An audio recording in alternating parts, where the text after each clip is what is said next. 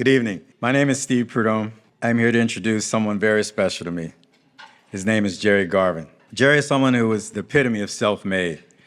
I've always admired his work ethic, drive, commitment to excellence, and his entrepreneurship is unmatched. I know how difficult those things are, and see him that self-discipline and drive on a daily basis is amazing.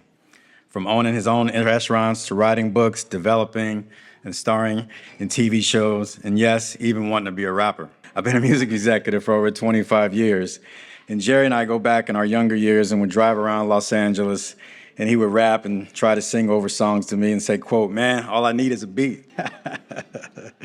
Gerry's a loving husband to Shalom, his daughter Nola, and his son Max. I'm a father of 3, so we share that common bond, and we always are there for each other in that capacity. One of my favorite things to do with Gerry is to go out to eat and talk about life. Gerry's the type of person that if you ever need something, he's always there. All of his accomplishments and the amazing people he's worked with in his career aren't by accident. From the beginning as a teenager, working with the Ritz-Carlton, Four Seasons, Morton's, and to the Food Network, U.S. presidents, and Hollywood stars. He is so talented and truly cares about his craft. He carries so much weight on his shoulders. Most of us was caved under that kind of pressure, but he finds a way to keep the train moving and take care of his business. My name is G. Garvin, Chief Culinary Officer for State Farm Arena, restaurant owner, entrepreneur, culinary boot camp founder, and most importantly, dad.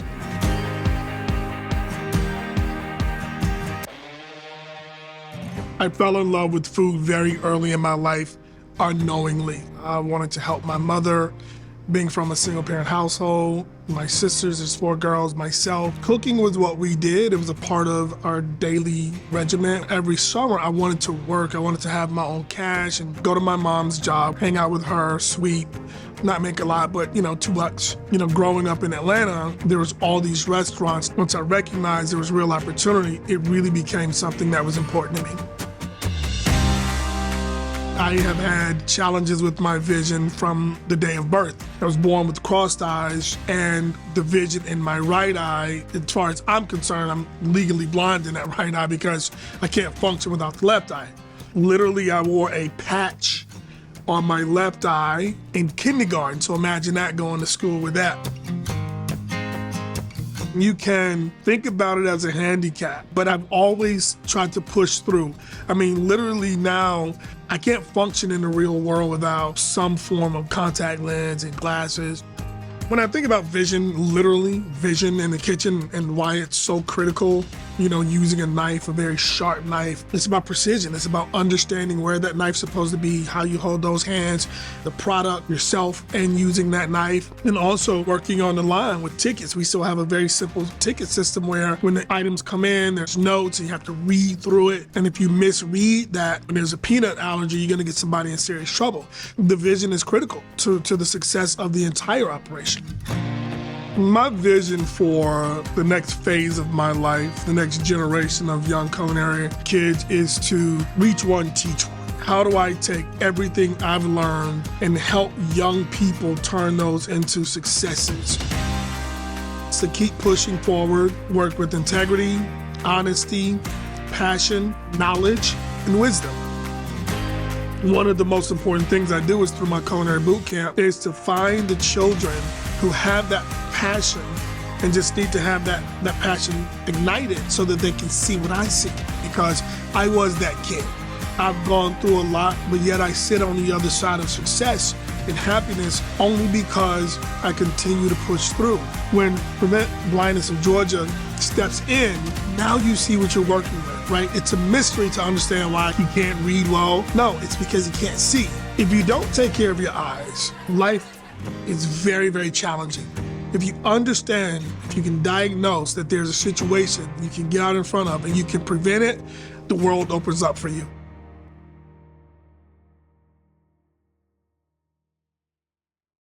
Chef G, I am so proud of you for receiving this award. I know your journey, and I know your commitment to the children of Atlanta. This was despite the fact that you had numerous challenges of your own with your own eyesight, but you overcame it all, and now you sit atop the culinary industry. I thought many years ago, God put you in my life as a business partner and a friend. But now I know, after my own son's diagnosis and his challenges with his eyesight, God put you here to be here now for the support that you've given him and my family. Thank you so much for all that you do, for your friendship and your commitment to my family and to all the children of Atlanta. Congratulations. This award is well deserved. So it's my pleasure and honor to introduce my brother and good friend, Gerry G. Garvin.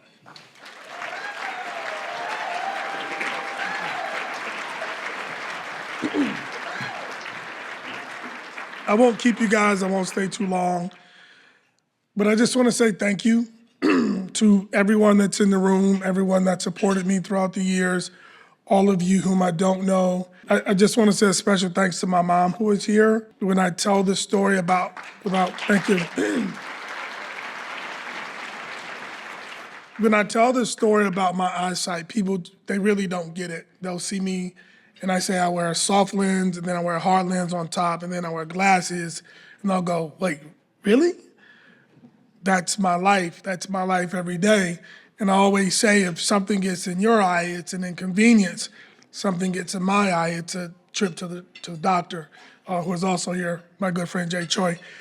So when Jill called me about this, I was not only humbled, but honored because it really, really is so critical as I was that child who made the bus trip to Grady Hospital, the one Howell Mill. You know, my mom would get off of work at the Jewish home, grab me at Morris Brandon, take me to Grady Hospital. We'd be there most of the day, take that trek back. You know, they were some of the most amazing doctors in the world because, you know, the work they did for me was truly invaluable and allows me to be the person I am today. I don't know if any of you guys are ever born with crossed eyes, but it's a tough day on the playground. And they corrected that for me, and now I've lived a pretty productive life, even though there are challenges some days, but it's been a pretty productive life. And truly, I don't know where I would be without my mother's support in getting me to Grady Hospital. I mean, I feel like we're at the hospital every week for one reason or another because of my eyes. So I always say to people when I say hello, and I don't know that I've ever shared this. When people say hello, I often say it's nice to see you. It's not just something I say. It really is nice to see you because I know that my circumstances could have been a little bit different and I wouldn't be seeing you. So the work that Prevent Blindness of Georgia is doing for inner city children is critical. And I can tell you that it does make a difference. And you have to believe that there's a lot of foundations, a lot of a lot of things that people are asking you for money for, but when it comes to the vision of a child, there's no more critical resource needed, you know, for some of these children who just simply cannot function without reading glasses. We just found out that our son is farsighted.